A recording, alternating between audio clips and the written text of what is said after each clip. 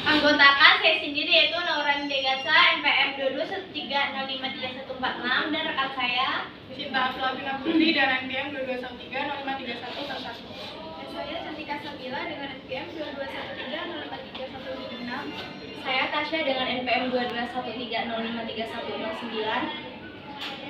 Baik, yang terhormat Ibu Amrina Izatika, Magister Pendidikan sebagai dosen pengampu mata kuliah pendidikan karakter dan teman-teman yang saya sayangi. Di sini kami akan menjelaskan materi terkait hakikat manusia. Materi yang pertama yaitu pengertian hakikat manusia. Nah, hakikat manusia itu adalah seperangkat gagasan atau konsep dasar tentang manusia dan makna keberadaan manusia itu di dunia ini. Selanjutnya, materi yang kedua yaitu dimensi-dimensi hakikat manusia yang akan disampaikan oleh rekan saya. Saya persilahkan. Baik, materi yang selanjutnya yaitu dimensi-dimensi hakikat manusia. Yang pertama ada dimensi keindividuan. Dalam perkembangan dimensi keindividuan, individu dapat lebih baik, maka perlu adanya pendidikan guna mengembangkan peserta didik dalam menolong dirinya sendiri dengan mendapatkan pengalaman dalam mengembangkan aspek kognitif, psikomotorik, dan aspek-aspek afektif. Dalam dimensi keindividuan terdapat dua faktor, yaitu faktor internal seperti identitas, diri pelaku, dan diri penilaian. Faktor eksternal seperti diri fisik, diri moral, dan diri keluarga. Yang kedua ada dimensi kesosialan. Pada perkembangan dimensi kesosialan, manusia berinteraksi dengan orang lain dengan mengungkapkan lebih jelas proses pembentukan dan pengembangan dimensi sosial. Dengan adanya dorongan untuk bergaul, maka setiap orang pasti ingin bertemu dengan manusia lainnya. Yang ketiga ada dimensi kesusilaan. Susila berarti dari kata su dan sila yang artinya kepantasan yang lebih tinggi. Persoalan kesusilaan selalu berhubungan erat dengan nilai-nilai. Nilai-nilai kehidupan adalah standar yang berlaku di mata publik dan etika adalah pelajaran tentang tindakan dan perilaku. Dan yang terakhir ada dimensi keberagamaan. Pada hakikatnya manusia adalah makhluk religius. Beragama merupakan kebutuhan manusia karena manusia adalah makhluk yang lemah sehingga memerlukan tempat bersandar. Sekian materi dari saya kembalikan kepada moderator. Baik, materi selanjutnya yaitu wujud hakikat manusia yang akan disampaikan oleh rekan saya persilahkan.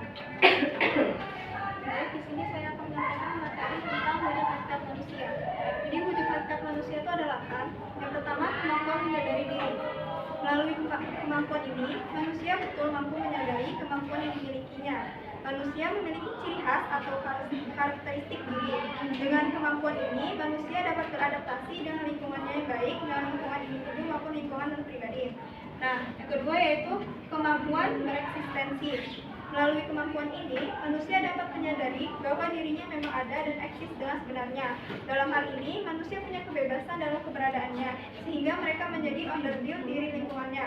Kemampuan ini juga perlu dibina melalui pendidikan. Nah, yang ketiga itu memilikan kata hati. Jadi maksud kata hati di sini ialah hati nurani. Kata hati akan melahirkan kemampuan yang membedakan kebaikan dan keburukan. Orang yang memiliki hati nurani yang tajam akan memiliki kecerdasan, akal budi sehingga mampu membuat keputusan yang benar atau yang salah. Terus yang keempat ada moral dan aturan. Moral sering juga disebut dengan etika, yang merupakan perbuatan wujud dari kata hati. Untuk mewujudkan kata hati dan perbuatan dibutuhkan kemauan. Artinya tidak selalu manusia punya kata hati yang baik. Kemudian yang kelima ada kemampuan bertanggung jawab. Karakteristik manusia yang lain adalah memiliki rasa tanggung jawab, baik itu tanggung jawab kepada Tuhan, masyarakat, ataupun pada dirinya sendiri. Tanggung jawab kepada diri sendiri terkait dengan kata hati, tanggung jawab kepada masyarakat terkait dengan norma sosial, dan tanggung jawab kepada Tuhan berkaitan erat dengan penegakan norma agama. Nah, yang keenam yaitu rasa kebebasan atau kemerdekaan. Kebebasan yang dimaksud di sini adalah rasa bebas yang harus sesuai dengan kodrat manusia. Artinya ada aturan yang tetap mengikat sehingga kebebasan ini tidak mengusik rasa kebebasan manusia. Terus yang ketujuh ada kesediaan melaksanakan kewajiban dan menyadari hak. Idealnya ada hak dan ada kewajiban. Hak baru dapat diperoleh setelah pemenuhan kewajiban, bukan sebaliknya. Pada kenyataan, hak dianggap sebagai sebuah kesenangan, sementara kewajiban dianggap sebagai beban. Padahal manusia baru bisa mempunyai rasa kebebasan apabila ia telah melaksanakan kewajibannya dengan baik dan mendapatkan haknya secara adil. Terus yang ke-8, yang terakhir, kemampuan menghayati kebahagiaan. Kebahagiaan bisa diartikan sebagai kumpulan dari rasa gembira, senang, nikmat yang dialami oleh manusia. Secara umum, orang berpendapat bahwa kebahagiaan itu lebih pada rasa, bukan pikiran. Padahal tidak selamanya, karena selain perasaan, aspek-aspek kepribadian lainnya, akal pikiran juga mempengaruhi kebahagiaan seseorang. Baik, terima kasih. Baik, materi selanjutnya yaitu pengembangan dimensi hakikat manusia yang akan disampaikan oleh Manusia. Materi selanjutnya yaitu pengembangan dimensi hakikat manusia. Manusia lahir telah dikaruniai dimensi hakikat manusia, tetapi masih dalam bentuk potensi dan belum teraktualisasi ke dalam kenyataan. Dalam proses dari potensi untuk menjadi wujud aktualisasi terdapat proses pendidikan. Melalui pendidikan diharapkan potensi yang dimiliki oleh manusia akan tumbuh dan berkembang secara optimal. Oleh karena itu harus diyakini dasar pemikiran filosofis yang dikemukakan oleh Lefebvre. Yang pertama yaitu manusia adalah animal educable, yang artinya sebagai makhluk yang dapat dididik. Yang kedua yaitu manusia adalah animal educandum, yang artinya manusia pada hakikatnya harus dididik. Dan yang ketiga yaitu manusia adalah homo educandum, yang artinya di samping harus dididik dan dapat dididik, manusia harus dapat mendidik diri sendiri. Dan dalam dunia pendidikan, pada dasarnya hal-hal itu bisa dikatakan baik, tetapi dalam pelaksanaannya masih sering terjadi kesalahan. Berkaitan dengan hal itu, ada dua kemungkinan yang bisa terjadi. Yang pertama, adanya pengembangan yang utuh. Tingkat keutuhan perkembangan dimensi hakikat manusia ditentukan oleh dua faktor, yaitu kualitas dimensi hakikat manusia itu sendiri secara potensial dan kualitas pendidikan yang disediakan untuk memberikan pelayanan atas perkembangannya. Nah, dalam pengembangan yang utuh terbagi lagi dua jenis. Yang pertama ada dari wujud dimensinya, dan yang kedua ada dari arah pengembangan. Selanjutnya yaitu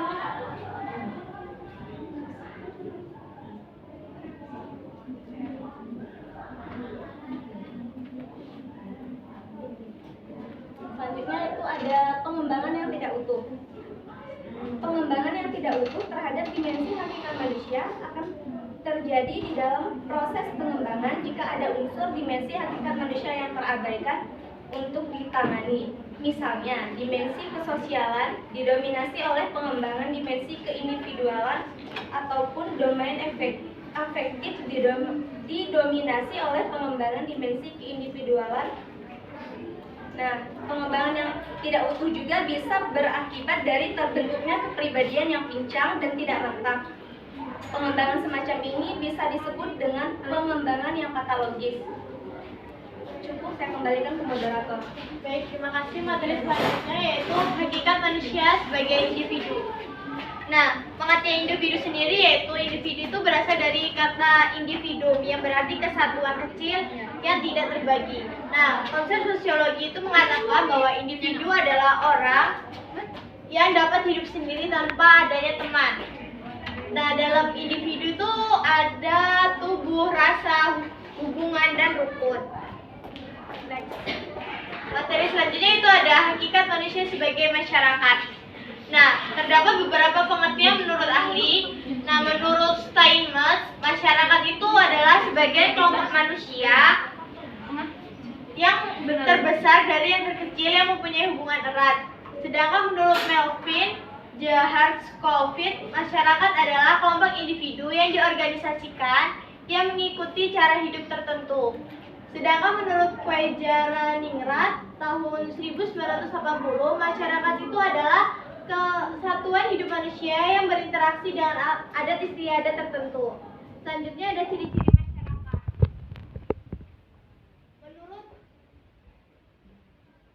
Menurut Svejono Swekato tahun 1986, ciri-ciri masyarakat yaitu ada manusia yang hidup bersama. Jadi dalam penelitian sosiologi ini tidak ada batasan ukuran mutlak yang menentukan secara pasti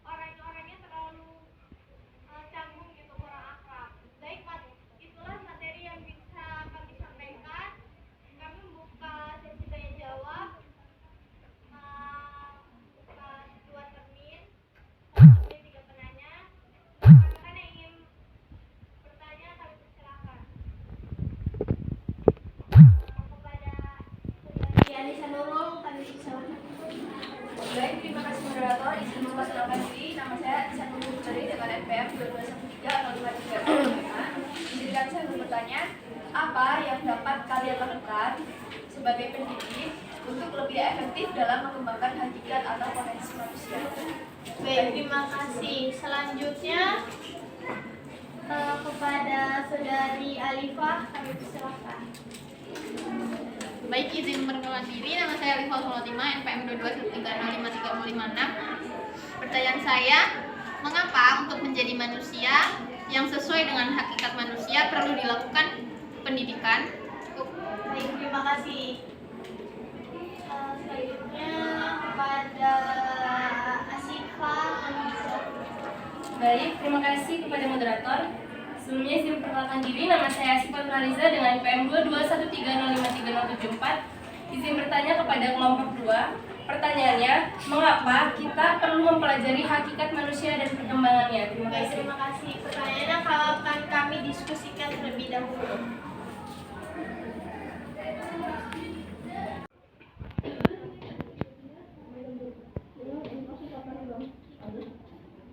Baik, pertanyaan dari Saudari Anissa Nurul akan dijawab oleh Saudari Tasya. Kepada Saudari Tasya, kami persilakan.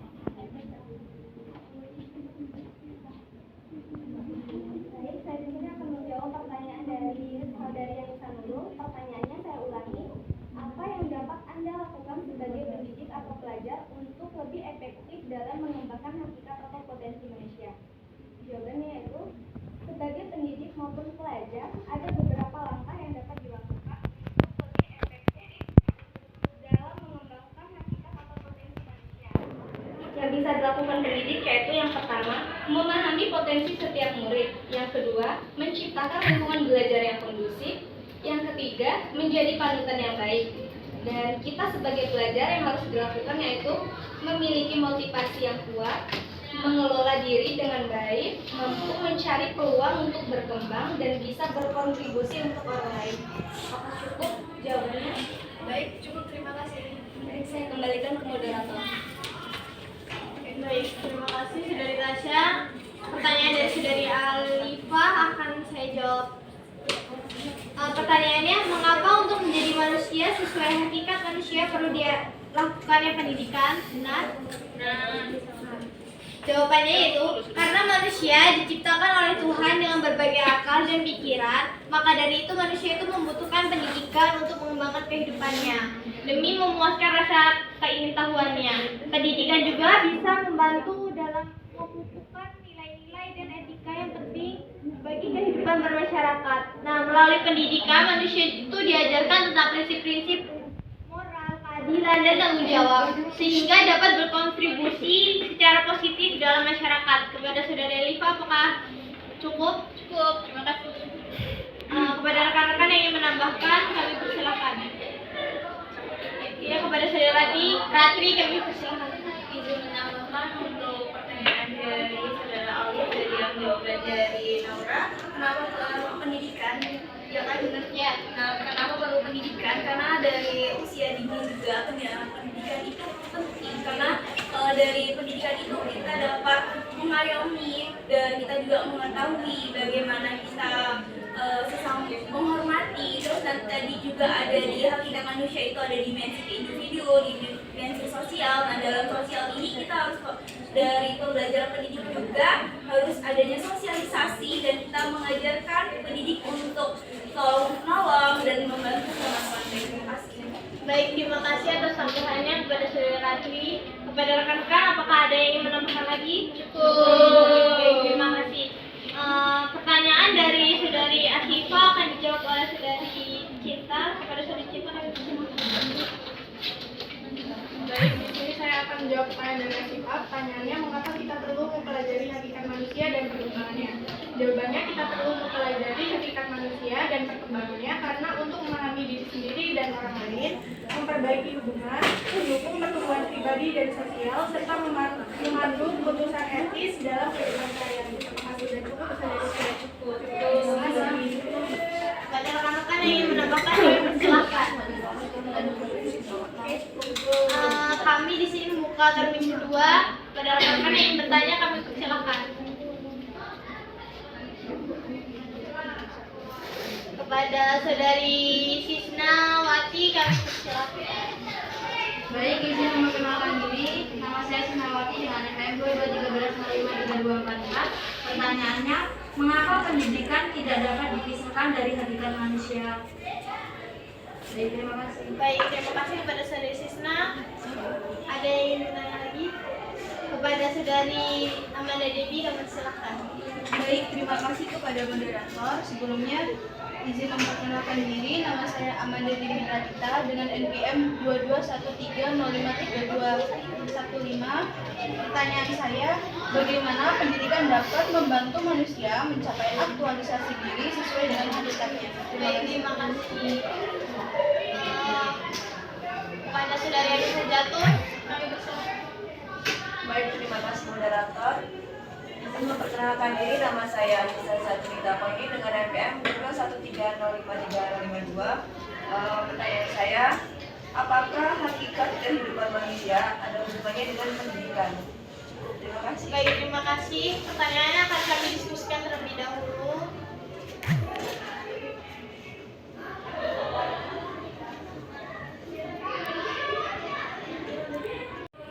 Baik, pertanyaan dari Saudari Sisna nanti akan dijawab oleh Saudari Cinta. Saudari Cinta, kami persilakan. Baik, di sini saya akan menjawab pertanyaan dari Sisnawati. Pertanyaannya, mengapa pendidikan tidak dapat dipisahkan dari hakikat manusia? Karena hakikat manusia merupakan sarana penting dalam mengembangkan potensi, pengetahuan, keterampilan individu, dan mempersiapkan mereka untuk berkontribusi dan beradaptasi dalam masyarakat, serta memfasilitasi pengalaman diri dan pengembangan diri yang merupakan inti dari hakikat manusia. Apakah sudah cukup, Saudari? Cukup. Terima kasih. Kepada rekan-rekan yang ingin menambahkan, kami persilakan. Kepada Saudari Amel, kami persilakan. Baik, terima kasih moderator. Izin memperkenalkan diri, nama saya Rizka Amelia dari NPM 2213053156. Izin menambahkan, mengapa sih pendidikan tidak dapat dipisahkan dari hakikat manusia? Yang pertama, sudah pasti kodrat manusia. Karena manusia dilahirkan untuk belajar dan berkembang.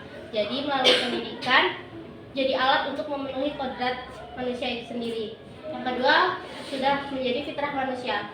Manusia diciptakan karena fitrah yang baik. Pendidikan membantu manusia untuk mengembangkan fitrah ini agar menjadi manusia yang berakhlak dan mulia. Yang terakhir, karena hak asasi manusia. Jadi setiap manusia berhak mendapatkan pendidikan yang berkualitas. Jadi pendidikan menjadi salah satu hak asasi manusia yang harus bisa kita lakukan untuk memenuhi hakikat manusia itu sendiri. Oke, cukup. Terima kasih. Baik, terima kasih Saudari Rizka Amelia. Selanjutnya, apakah ada yang menambahkan lagi? Cukup. Baik. Selanjutnya pertanyaan dari Saudari Amanda Devi akan dijawab oleh Saudari Cantika.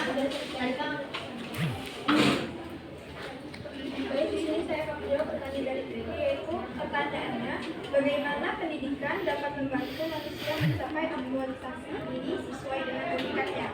Jadi, pendidikan itu sangat penting dalam membantu manusia untuk mencapai aktualisasi diri sesuai dengan hakikatnya. Yang pertama, sebagai pengembangan potensi diri, jadi pendidik itu menyediakan ruang dan kesempatan bagi setiap individu atau siswa untuk mengekspor bakat, minat, dan kemampuan.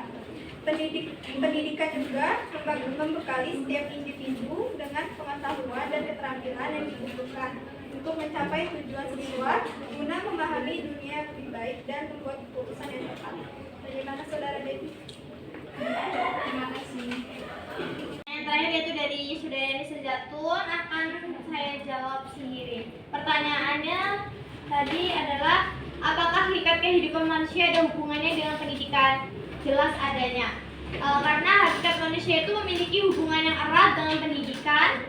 Nah, pendidikan ini memainkan peran penting dalam membantu manusia mencapai hakikatnya dalam berbagai kehidupan manusia dan pendidikan. Manusia dan pendidikan itu telah terjalin hubungan kualitas karena manusia pendidikan mutlak ada, dan karena pendidikan manusia semakin menjadi diri sendiri sebagai manusia yang manusiawi. Nah, dengan demikian pendidikan bukan hanya tentang memperoleh pengetahuan dan keterampilan, akan tetapi juga tentang membantu manusia mencapai hakikat kehidupannya dengan menjadi pribadi yang lebih baik dan bermanfaat bagi dirinya sendiri dan masyarakat. Apakah sudah cukup untuk saudara Ibu Zatun? Cukup. Kepada rekan-rekan yang ingin menambahkan, kami persilakan. Cukup. Baik, terima kasih. Itu saja materi yang bisa kami sampaikan. Kurang lebihnya kami mohon maaf dan kepada Allah kami mohon ampun. Kami akhiri. Assalamualaikum warahmatullahi wabarakatuh.